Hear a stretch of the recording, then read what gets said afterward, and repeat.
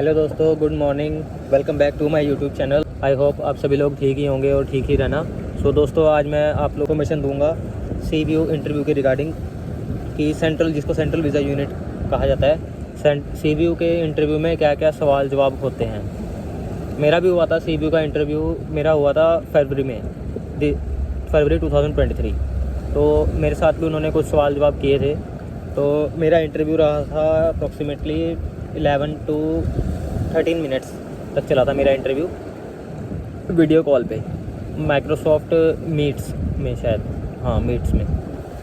तो उसमें मेरा इंटरव्यू चला था और मेरा इंटरव्यू बहुत अच्छा रहा था। पहले तो उन्होंने मेरे से जो पहला सवाल था उन्होंने मेरे से पूछा, जो सबसे पूछ रहता है, पहला सवाल था व्हाट्स योर पासपोर्ट नंबर बता दिया था उनको मैंने।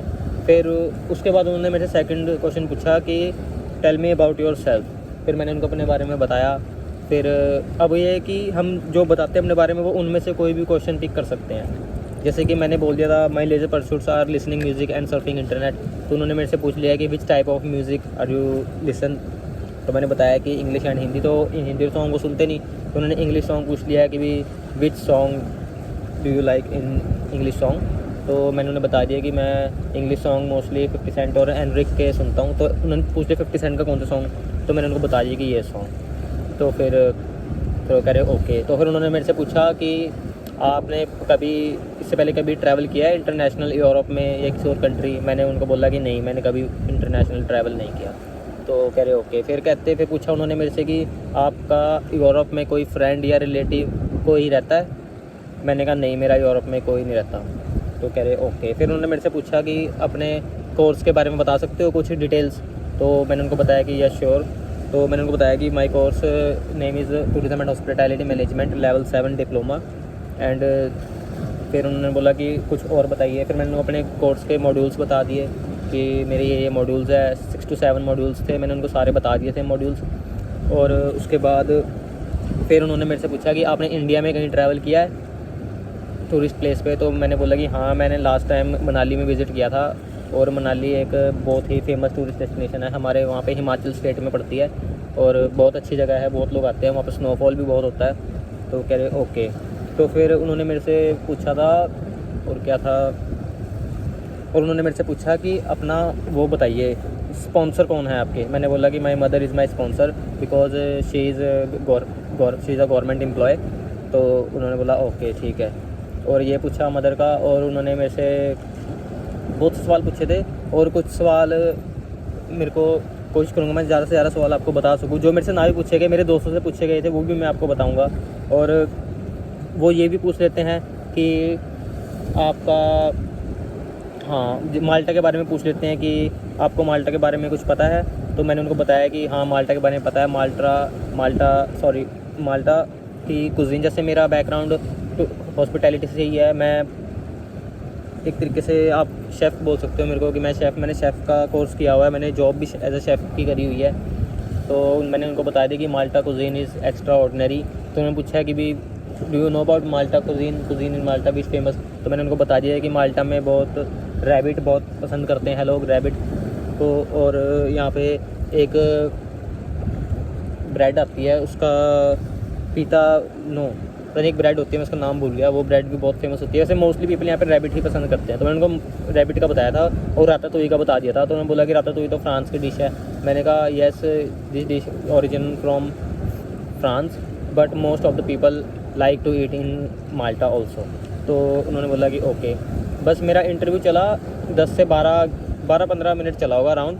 तो फिर उसके बाद इंटरव्यू में सवाल करे उन्होंने। फिर उसके बाद उन्होंने बोला कि okay Mandeep, your interview is done and have a nice day. फिर ये बोल के उन्होंने कॉल कट कर दिया था। और दोस्तों, उसके बाद अब ये तो बताया मैंने आपको जो मेरे से सवाल किए गए थे। और अब एक मेरा दोस्त है, उससे क्या सवाल किए गए थे अब ये बताता हूँ आपको।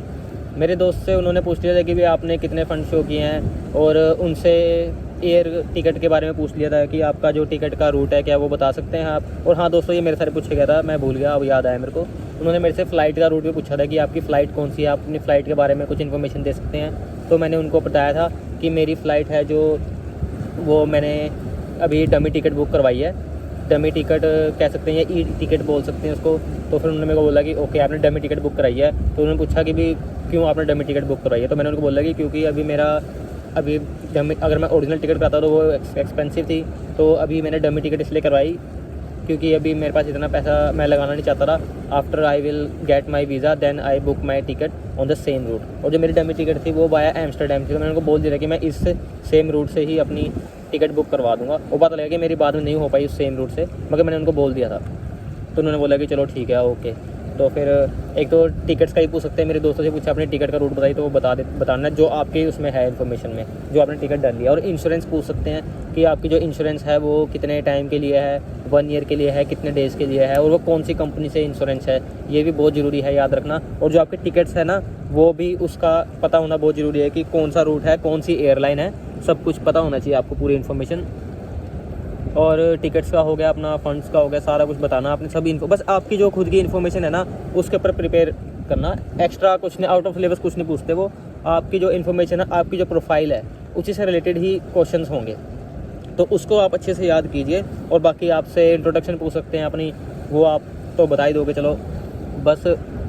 और सबसे मोस्ट इम्पॉर्टेंट थिंग है ये है कि आपको कॉन्फिडेंट रहना होगा। अगर आप घबरा जाओगे, कॉन्फिडेंस नहीं रहेगा, तो आपका इंटरव्यू फेल हो सकता है। नहीं तो कुछ ज़्यादा टफ नहीं है, नॉर्मल क्वेश्चंस पूछते हैं वो। और मेरे साथ तो बस था ऐसे कि नॉर्मली कन्वर्सेशन हो रही थी, हमारी बात हो रही थी आपस में, वो पूछ रहे थे, मैं बता रहा था, उसके ऊपर डिस्कशन हो रही थी कि ये ऐसे वैसे कैसे, ठीक है, बस ऐसे बातचीत हो रही थी। बाकी बहुत अच्छा रहा इंटरव्यू मेरा। और दोस्तों सबसे मेन बात ये थी कि इंटरव्यू मेरा ख़त्म हो गया था 10, 15, 12 मिनट में। और उसके बाद इंटरव्यू होने के बाद मेरे को 1 हफ़्ते तक कोई रिस्पॉन्स नहीं। 1 हफ़्ते के बाद मेरे को 7 to 8 डेज़ में मेरे को मेल आया कि आपका पासपोर्ट डिस्पैच हो चुका है। उसमें उन्होंने ये नहीं बताया आपका इंटरव्यू क्लियर है, फेल है, या रिजेक्शन है, या अप्रूवल है, ऐसा कुछ नहीं बताया। उन्होंने सिर्फ मेरे को ये बताया कि आपका जो पासपोर्ट है डिस्पैच हो चुका है। तो इंटरव्यू होने के हफ्ता बाद मेरे को मेल आ गया था कि पासपोर्ट डिस्पैच हो चुका है। और उसके हफ्ता 10 दिन लगे मेरे को पासपोर्ट, जैसे मेरा पासपोर्ट डिस्पैच हुआ फिर मैं उसको ट्रैक करने लग गया था अपना यूपीएस पे। यूपीएस की ऐप होती है, डाउनलोड कर सकते हैं आप अपने फ़ोन में, उसमें आपको ट्रैकिंग आईडी मिलता है, उसको ट्रैक करके देख सकते हो कि भाई कैसे कहाँ आ रहा है। तो पासपोर्ट आपका जहाँ से आएगा आप पूरा ट्रैक करना उसको, तो हफ्ता 10 दिन तक आपके पास पासपोर्ट पहुँच जाएगा। तो इंटरव्यू होने के लगा सकते हो आप, इंटरव्यू होने के 15 दिन बाद, 14 से 15 दिन बाद पासपोर्ट मेरे पास था। और जब मैंने पासपोर्ट खोला तो उसके अंदर पासपोर्ट में अगर आपके पेपर मिल रहा है ना, आपको एक एक्स्ट्रा पेपर है पासपोर्ट, तो आप अंदाज़ा लगा सकते हो कि हाँ आपका रिफ्यूज़ल आ गया है। अगर पेपर नहीं है, सिर्फ पासपोर्ट है, तो आप पासपोर्ट के अंदर देख सकते हो आपको स्टिकर लगा होगा, स्टैम्प जिसको बोलते हैं, स्टैम्प होगी आपके माल्टा की और आपका वीज़ा अप्रूव हो जाएगा। सो दोस्तों यही इन्फॉर्मेशन थी जो मैं आपको देना चाहता था CBU के इंटरव्यू के रिगार्डिंग। क्या क्या क्वेश्चन थे, क्या क्या, जितना मेरे को इन्फॉर्मेशन थी, जितना मेरे को नॉलेज था, मैंने आपको बताया। मैं अपनी तरफ से पूरी कोशिश करूँगा कि आप लोगों को जितनी ज़्यादा इन्फॉर्मेशन हो सके उतनी दी जाए मेरे इस चैनल से। बाकी कभी कोई कमी पेशी रहे तो आप प्लीज़ फीडबैक दीजिए कमेंट में, मैं उसको और इम्प्रूव करूँगा।